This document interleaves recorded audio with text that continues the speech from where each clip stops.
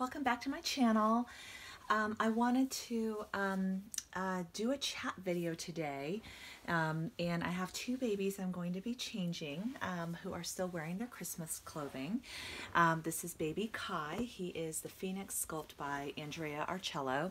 I'm going to be changing Kai out of his Christmas sleeper into this romper from Tea Collection. Oops, I need to still take off the tag. It's just this cool light gray romper. He's kind of a cool baby. He just he almost has this sort of like mischievous expression. He's just a little bit cheeky, as Melissa George, his artist, describes him. So I think it would be fun to put him into this sort of a cool boy baby outfit. And then the other baby I'm going to also be changing today is my Indy. Here she is. And then Indy is going to be changing into this amazingly gorgeous pink dress from Target. And I think this is the dress that I saw in one of my shopping videos and was so tempted to get at the time. But then today when I was at Target, I could not resist because it was actually 30% off. So I thought, you know what, I'm just gonna go for it. All right, so and the topic I wanted to talk about today is, it's a bit of a delicate subject. I wanted to talk, I actually had a comment on one of my videos, this might have been several weeks or even a month ago, about, how do you deal with envy and jealousy, in the hobby?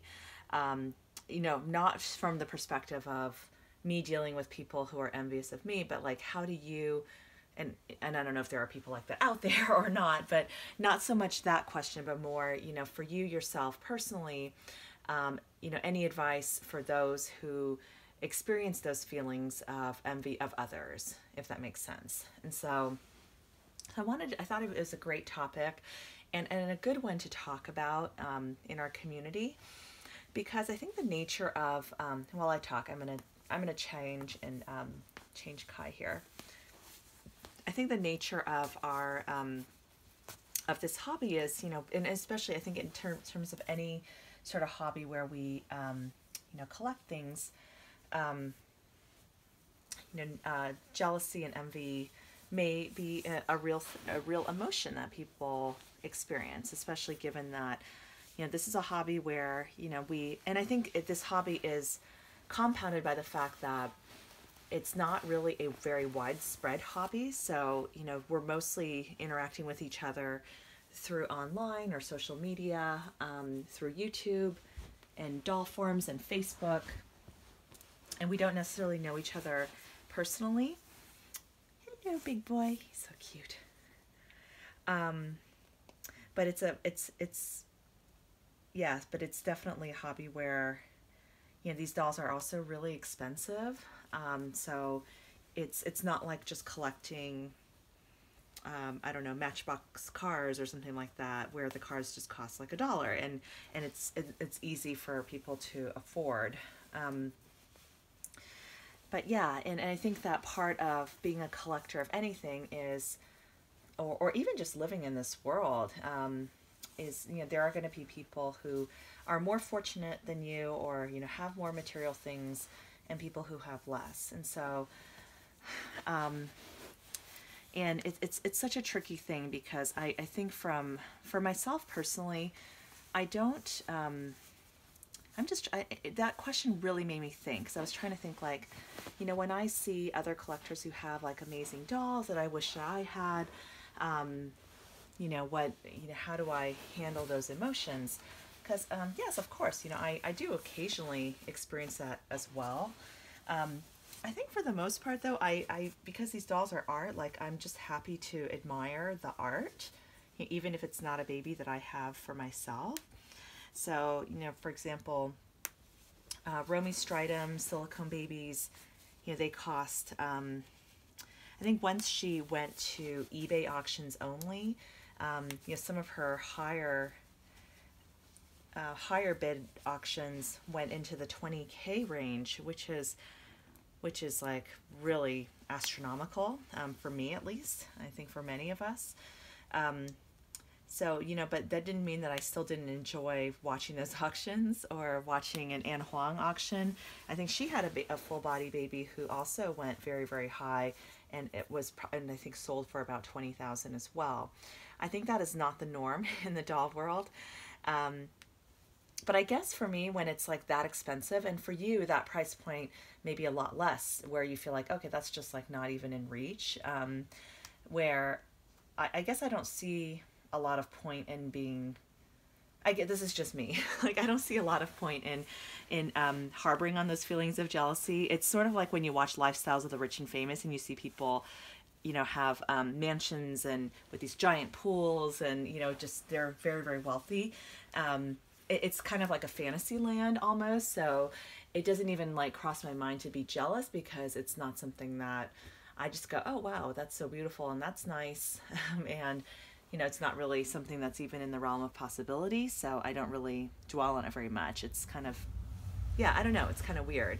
But if it was something like, you know, I don't know, I'm trying to think, like if it was a silicone baby that I really, really liked, and it was just out of my price range, or, and I still have not spent, you know, the higher price points for silicone babies yet. I say yet because you just never know in the future. But, you know, for me, I just,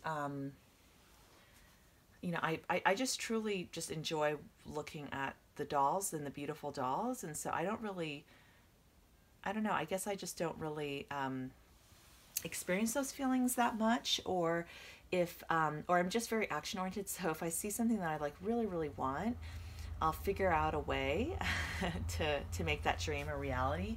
I know Erica Jones has talked about this on her channel, where, you know, she had, you know, she wanted a silicone baby, and just how she saved up for one, how she started with some that were less expensive and kind of just worked her way up. And I think you could do that. You could like make a dream board of what you really would love to get one day. And you know, it's something that can be a possibility. You know, when you think about the little things, you know, we might spend money on and not even think about, like buying a cup of coffee from Starbucks, for example. All those $5 coffees can really, really add up. So it just could be something to think about, setting aside a dolly fund, and then just saving. And it could take years and years, but just putting a little bit aside here and there when you can, and that dream can really become a reality. So, so yeah, so I think there's a few ways that I would really suggest as just some things that you might want to do if you're experiencing those feelings. And, you know, how do you deal with those feelings of jealousy of wanting something that you can't afford or can't have? Like maybe it's a doll that you could afford, but it's sold out, right? So so first of all, never say never, because like I said, you could save up, and then also you could see that dream baby come available on the secondhand market. Like for me, I really, really wanted a Maisie, but she was all sold out.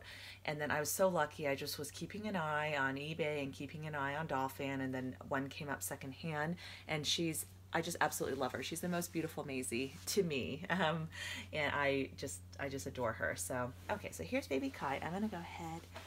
Hey, baby. I'm going to go ahead and give him a quick cuddle. He looks so handsome in this great outfit, I have to say. I think it really suits him. All right, and then let me go ahead and get Indy. And gosh, you guys, I debated whether I wanted to get this pink dress, just because it was, you know, it's $20 when it was not on sale, but just because in general, I don't tend to put my babies in dresses all that much. And then also, but then I thought about it, and I was like, you know, it might be a cute dress, you know, to wear at the doll show, and because I think you like to kind of have your babies in some cute little outfits for the doll show. I thought, okay, I'll just go ahead and get it. And it was 30% off because it was on clearance. Okay, so let's talk about like how, you know, what are some things you can do. And I think the opposite of jealousy or envy is just really contentment. And I have to say, like recently, I haven't been experiencing those feelings just because I'm so content and happy with my collection. And, you know, there's some things that of course I would love to have that I don't have, like, you know, I'd love to have a nursery. You know, I absolutely drool over all the amazing nursery pictures I see other people post that they have. And, you know, the beautiful nursery setups, I love that. And I love seeing them. And just because I don't have one, it doesn't make me sad or feel bad that I don't have one when I see those posts. And so, yeah, so that's kind of just my take on that. But yeah, I do think that just taking a moment and just stopping and being thankful for the babies that you do have, and, you know, whether, you know what, this is really large. This is like a large newborn size. I think I'm going to put this on a different baby. Ooh, this does not seem like it fits her all that well. Okay, we'll go ahead and finish dressing her, and I might have to change her out of it. Let me go ahead and button her here on the side. I think just taking a moment to be grateful and thankful for the babies and dolls you do have in your collection, I think is really important. And also just to remember that your bond with a doll has absolutely nothing to do with the price tag, or even objectively what someone else might think makes for a nice doll or a nice baby. It really has to do with just the love and the enjoyment that you get from your collection and from your baby. So I just think that's really important, just for all of us to be, you know, just to remember for ourselves, and especially when you have those moments where you see just a beautiful baby and you like really want it. Like for me, I kind of feel that way a little bit about Ella by Jenny Lee. I really want that baby, and you know, who knows, maybe that dream can become a reality later this year. Oh my gosh, how cute! You know what, I think this does fit. It looked really baggy, but that was because I hadn't buttoned any of the buttons. Oh my gosh, doesn't Indy look like such a princess? This is so adorable. Wow, it is beautiful. I love this. It's basically kind of a pink chiffon dress with a pink flower at the waist, and it has this like pink, almost like a mink fur stole wrap around her shoulders. It is a very fancy dress for for a baby. So oh, that is really cute. So I'm going to scooch her over and put her brother Kai right next to her so you guys can see them both while we finish chatting about this topic. So let me go ahead and put him there. Aww, he's so snuggly. Let me see how they look here on camera. Can you guys see them okay? All right. So so yeah, just taking a moment to just be thankful for the babies that you do have. And, you know, there are, and for those who really want to have a reborn, but can't afford one, you know, I think you can, you know, you can love on any doll. It can be a Walmart $10 doll, or a doll you get at a thrift store for $2. And you can love on that doll until, you know, you're able to get something else. Or you might find that that first doll, or, you know, or that doll is just special and that you want to keep it in your collection, even if you do end up later on down the line adopting some nicer babies. I've tried to do videos for you guys, just giving some different options about affordable silicone baby options. There's a video I did not too long ago on that topic, and I've also shown you guys my Ashton Drake silicone babies, Tasha and Georgia, who is the little Livy, and I think they're wonderful dolls. Like, I actually gravitate towards them a lot, and I love picking them up and holding them. The silicone's really nice, and so, you know, you don't have to spend several $1,000s to get a really nice baby that you like. And I would say the same thing with clothing. Like, just, you know, I think I think that sometimes in this hobby, you know, I know that envy and jealousy does exist, and it can exist among artists too. So maybe there's jealousy around, it's not just like about your collection, but maybe it's around like your, you know, as a reborn artist, like you wish that your babies, you know, could sell for $2,000 like Sylvia or Jackie's babies do. They're two prototype artists. Or maybe you wish that your YouTube channel was larger or had more subscribers. you know. And so yeah, so sometimes I experience some of those feelings at times, like, oh, I wish I could improve even more as an artist or something like that.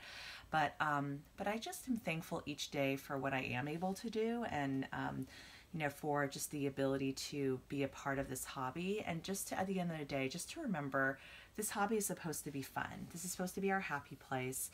And so whatever baby you have, and look, that baby may not be perfect. And all of my babies, none of them are perfect. I would say, like, there's always there's always going to be something that you might wish was a little bit different about a doll you have in your collection, but it's really about the love that you have for your doll, and just the enjoyment you get from them. So that's just, for me, something important to remember.